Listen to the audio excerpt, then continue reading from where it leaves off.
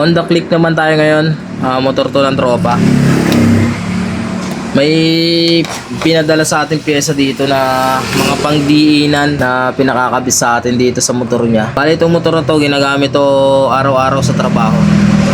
Meron tayo dito ang Senlo na mini driving light M1 version 1. Yan, kakabit natin siya. Ang problema lang dito, wala siyang bracket. Gagawin ko na lang siya ng bracket. Kasi walang kasamang bracket yung Senlo niya. Tapos itong RCB na brake shoe. Napakakunat niyan mga kausay. Tsaka RCB na brake pad. Yan. Ganda rin to sa ating mga motor, mga RCB. Medyo may kataasan lang ang presyo niya, pero goods na goods sa pang-araw-araw na biyahe. Tapos itong grip at saka itong grip pipe, throttle pipe. Kakabitan din natin ng iridium na spark plug and GK. Pero duda ako sa iridium na to mga kausay. Yan, comment nyo na lang kung original to. Sa palagay nyo, hindi. Ito yung laman nya. Kasi nakagamit ako ng iridium na spark plug worth 400 pesos yata yun. Hindi siya ganito kalabo yung pangalan. Ito medyo malabo eh. Tapos parang nagkakaroon ng tawag ito. Parang may blue na hindi siya purong silver. Yung pinakang nut, yung pihitan na ganito. Ayan, iridium naman siya pero hindi ko sigurado kung iridium talaga ng NGK. Yan. Pero subukan natin, kakabit natin yan. Yan, may hologram din naman siya. Hologram sticker. Tsaka yung box niya, yung pangalang box niya, parang ewan ko lang. Hindi siya malinaw, basta malabo yung pakete.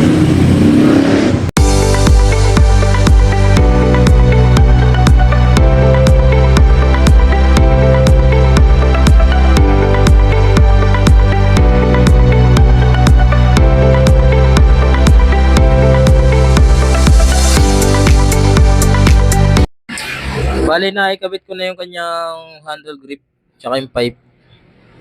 Ito yung stock niya. Nagkaroon lang ako ng adjustment kasi magkaiba siya ng design. Yan, pero okay na. Naayos ko na. Next naman natin yung sa spark plug.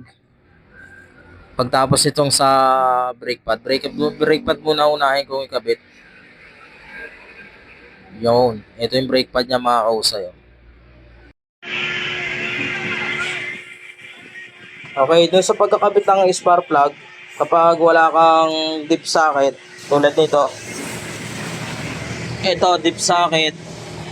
Tapos kung meron ka nyan, tapos 19 na backrest. Kahit huwag ka na magtanggal dito, dukot lang kaya na. Pero kung wala ka nito, tapos ang gamit mo yung mahaba, magtatanggal ka talaga ng cover.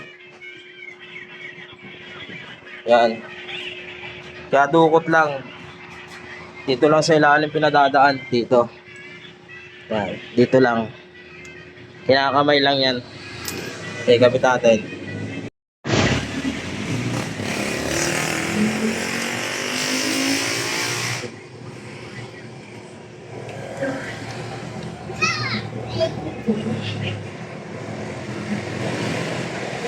Kaya kakamayin lang muna.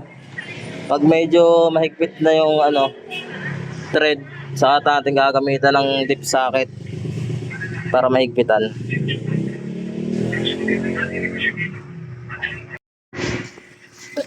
Ayan, okay na.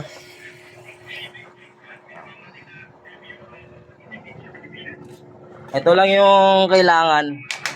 Dip socket na 16 at saka 19 na back wrench. Para may kabit mo nang walang babaklasin na cover.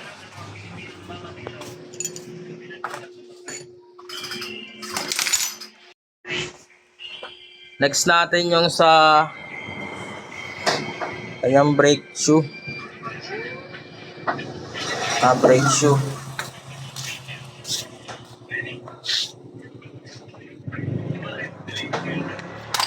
Ito muna.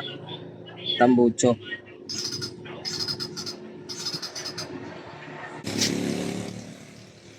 Bababa na yung coolant niya. Sa gitna na yung coolant.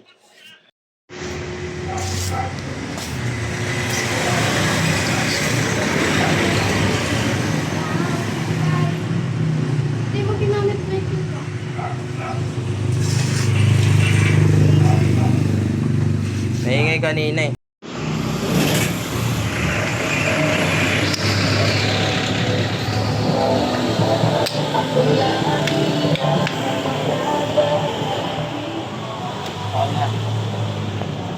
Okay na. Magkakabit tayo ng Senlo mini driving light, yan o V1 sa Honda Click. Ito, makakabitan natin ng Senlo na. Bali, wala siyang bracket. Ito na lang nilagay ko. Yan. Yan ang matibay yan, matibay ang pwesto niyan. Diyan natin lalagay yung kanyang bracket ng driving light. Bali, setup natin ito, one relay setup.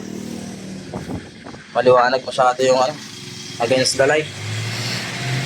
Yan, one relay setup yung ating gagamitin diskarte dito sa Senlo.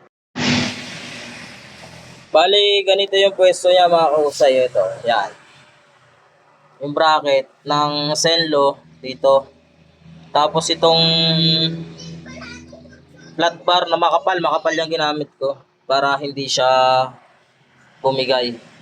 Mas maganda kasi yung pwesto nito dito kasi maiksi lang, hindi siya aalog-alog para kung ilalagay natin dito sa taas na nakalawitan pa ganun, aalog yan. Ilang beses na rin ako nagkakabit ng mga ganito. Mas matibay din siya kaysa dun sa mga bracket na yung nakaganon sa labas. Ano yun, pag nagpa-vibrate yun, yung mga spot nun bumibigay. Kaya mas maganda, malapit yung kabitan niya doon sa mismong bracket ng ilaw, ng LED. Yan, maganda yung peso niya kasi hindi na yan sasabit dito sa tapalodo. Yan, sukat na yan dyan mamaya. Pag naasinta natin dyan, bago natin i-linya, pakikita ko yung pwesto niya sa ilalim. Yan, set up na natin. Okay na. Yan, tingnan yung pwesto yan. Ito sa harap. Yan, walang kasabit-sabit dito yan. Ito kasi nalagyan na namin dati eh, kaso sumasabit yata tapos parang napundi na kaya tinanggal. Aasinta natin siya mamaya dito ng maayos. Ililinya ko muna yung balas. Dito ko rin lalagay yung balas niya sa harap para hindi siya gumagalaw-galaw. Yan, okay na. Naikabit ko na. Pakita ko sa inyo yung ilalim. Yung ganitong setup ng MDL, kitang-kita mo yung ilaw niyan. Tapos, yung clearance niya sa tapalodo, walang sabit. Ayan o. Oh, malayo yan. Maganda yung pwesto ng MDL na yan dyan. Oh. Kabila niya, wala sabit. Hindi katulad nung unang MDL dito na nakakabit, naka-bracket yun, L-bracket yata yung. Natandaan ko nung nakita ko yung L-bracket yun. Sumasabit sa tapalodo. Tapos yung balas niya yun, naka-safety na yun doon sa ilalim, nakatali. One relay setup tayo, kaya ang ginamit kong relay yung Bosch relay. Yan. Matibay yan mga kahusay. Tsaka malakas yung amprahe yan. Hindi katulad ng relay na nakaset. Yung transparent, mas malakas yung Bosch. Kaya yan ang ginagamit ko pang one relay setup. Yung low nito kulay puti. Yan, yung low. M1 kasi yan talaga yung kulay ng low niya. Tapos yung dilaw niya yung high. Baka lakas ang ilaw nito mga kahusay oh. Ang lakas. Yan, okay na. Ibabalik na lang natin yung mga cover tsaka yung cover ng battery. Bali naka battery fuse nga pala yung ginamit natin yan. Para safe. Yung fuse ng busina tsaka MDL pinagsama ko na 30 ampere. Kaya naman yan. Okay, so hanggang dito na lang ating video mga kausay.